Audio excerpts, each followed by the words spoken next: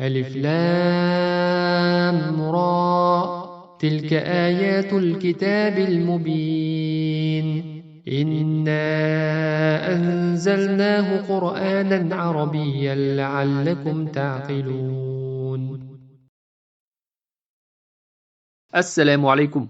Welcome to the new episode of Madinah Arabic tutorial series for Book 1. Insha'Allah, this will be the third and final part of Lesson 11. We will continue reading the main text of the lesson. Let me read the second half of the text first, then we will go back and look at each sentence more closely. هذه غرفة أخي وتلك غرفة أختي. غرفة أخي كبيرة وغرفة أختي صغيرة. غرفة أخي أمام غرفتي وغرفة أختي أمام المطبخ. لي أخ واحد اسمه أسامة ولي أخت واحدة اسمها سعاد. أبي وأمي في تلك الغرفة الكبيرة. أنا أحب أبي وأمي وأحب أخي وأختي. This is the end of the text. Now let's go back and translate each sentence we read, and while at it, look at its structure as well. Except for the last couple of sentences, all of the remaining sentences are ismiyah. So we'll be looking for mubtada and khabar. هذه غرفة أخي means this is the room of my brother, or this is my brother's room. هذه is the mubtada. غرفة أخي is a chained idafa combinations of غرفة أخي and ياء المتكلم. The first idafa is غرفة أخي, and the second one is أخي and ياء المتكلم. And the اسم غرفة is the khabar وهو مضاف, and the majrur اسم أخي is مضاف إليه وهو مضاف, and ياء المتكلم is مضاف إليه. وتلك غرفة أختي means, and that is the room of my sister, or that is my sister's room. The structure of this sentence is very similar to what we just saw. So the mubtada is tilka, and what is the khabar? The khabar is the ism غرفة. Very good. وهو مضاف, and the majrur ism أختي is the مضاف إليه and مضاف at the same time, and ياء المتكلم is the مضاف إليه. Next, غرفة أخي كبيرة. The room of my brother is big. غرفة is the mubtada, and where is the khabar? The khabar is the ism كبيرة, right? Very good. Again, غرفة أخي is the two interconnected idafa as we just talked about. The next sentence also has a very similar structure. وغرفة أختي صغيرة, and the room of my sister is small. Can you try to find the mubtada and the khabar of this sentence? غرفة is the mubtada and صغيرة is the khabar, right? Very good. Next, غرفة أخي أمام غرفتي. My brother's room is in front of my room. Here again, mubtada is the ism غرفة, and what would be the khabar? The khabar is ظرف أمام. It is a shibh jumla type khabar. And أمام غرفتي is the combination of أمام and the ism majrur غرفتي and ضمير يا. The first two ism أمام غرفتي are the ظرف and مضاف إليه combination, and the last two ism غرفتي and ياء المتكلم are مضاف and مضاف إليه combination. وغرفة أختي أمام المطبخ, and my sister's room is in front of the kitchen. Here, غرفة is again the mubtada of the sentence, and its khabar is ظرف أمام, and the majrur ism المطبخ is مضاف إليه to ظرف أمام. لي أخ واحد. I have one brother. Can you find the mubtada and the khabar of this sentence? We know that jar majrur li cannot be mubtada. It is actually khabar shibh jumla muqaddam, early khabar. أخ is the mubtada muakhar, or delayed mubtada. And wahidun is not for أخ. اسمه أسامة means his name is Usama. اسمه is mubtada وهو مضاف, and هو is مضاف إليه. أسامة is khabar. Do you remember why the mudhakkar ism Usamatu is not ending with tanween here, like Khalidun or Aliyun? Because it ends with ta marbuta, right? As we learned in lesson 10, the mudhakkar names ending with ta marbuta do not get tanween. You may have noticed there is actually no comma or period separating these two sentences. لي أخ واحد اسمه أسامة. The reason is a bit advanced, but I will still let you know as a preview for what is coming in the next books. The جملة اسمية اسمه أسامة here is actually coming as the second na'at for أخ. In Arabic, the whole jumla can also function as na'at for nakira ism like أخ in this sentence. The next sentence has a very similar structure to the one we just read. وَلِي أُخْتٌ وَاحِدَةٌ اسمها سُعَادُ. And I have one sister, her name is سعاد. لي is the خبر مقدم, أخت is مبتدا مؤخر, and واحدة is نعت, number 1.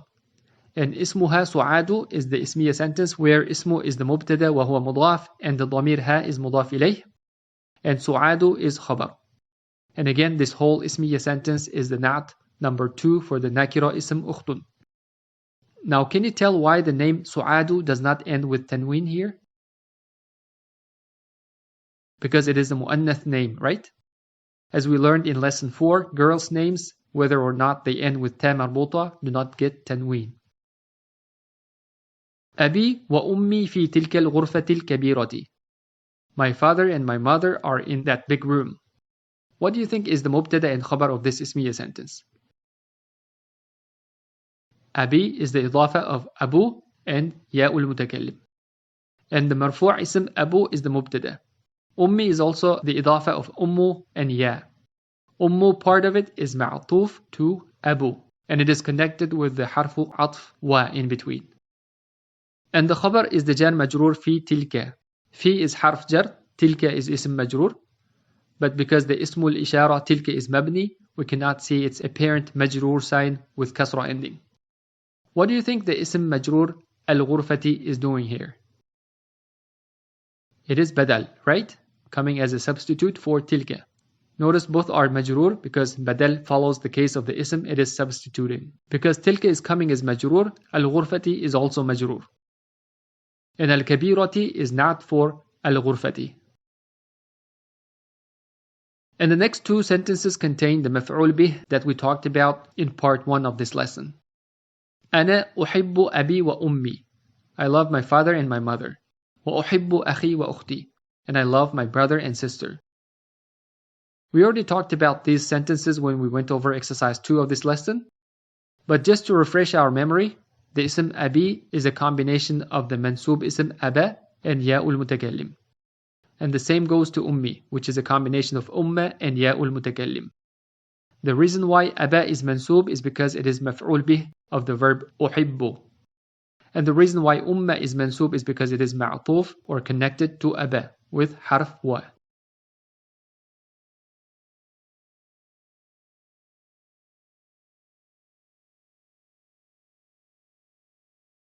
Okay, we're done with the text. Now let's go over exercise 1 and see more examples for the new jar majrur combinations fihi and fiha. Part 1. من في هذا البيت؟ فيه حامد. Who is in this house? Hamid is in it. I hope that we understand the reason why the ism al-bayti is coming as majrur here. It is majrur because it is badal for hada. And hada is majrur because it is coming after harf fi. In the response, fihi is originally fi plus hu. And hu is referring to al-bayti. So instead of fil bayti, we are saying fihi using dhamir muttasil. Can you find the mubtada and the khabar in the response? Mubtada is hamidun and khabar is fihi. Very good. Fihi cannot be the mubtada because it is jar wa majrur. Part 2. ماذا في الحقيبة؟ فيها كتابي وقلمي ودفتري. What is in the bag? My book and my pen and my notebook are in it. The mu'annath dhamir ha in fiha is coming in place of al-haqibati. So we are saying fiha instead of fil haqibati. The jar majrur fiha is the khabar here. And kitabu of kitabi is the mubtada mu'akhar. Qalamu and daftaru of the next two idafa, qalami and daftari, are the ma'tuf to kitabu. Part 3. من في السيارة؟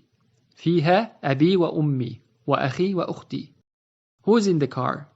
My father and my mother and my brother and my sister are in it. This response sentence has the same structure to the previous response we talked about. So what is the ضمير متصل ها referring to in فيها? It is referring to السيارة, right? So فيها is coming in place of في السيارة. Part 4. من في مسجد الجامعة الآن? Who is in the masjid of the university now? Can you tell why اسم مسجدي does not have the al article, but we are still translating it as the masjid as ma'rifah here? In other words, why is it not coming as في المسجد الجامعة? That is because of the important rule of the idafa, right? What is the idafa combination here? مسجد الجامعة, the masjid of the university, where masjid is mudaf and al-jami'ati is mudaf ilayh. And we know that mudaf cannot take al-article. And its definiteness depends on the mudaf ilayh. Because al-jami'ati is ma'rifah, we consider the ism masjidi to be ma'rifah also. Keep in mind that masjidi is coming as majrur here with kasra ending because of the harf fi coming before it. Without the harf fi, it should be masjidul jami'ati. The response is ما فيه أحد. No one is in it. Word by word, it will be anyone is not in it. أحد is anyone, and ما فيه is not in it. But we can translate the whole sentence as no one is in it. So what is the ضمير who referring to in فيه? It is referring to al-masjidi, right? So فيه is coming in place of في المسجد.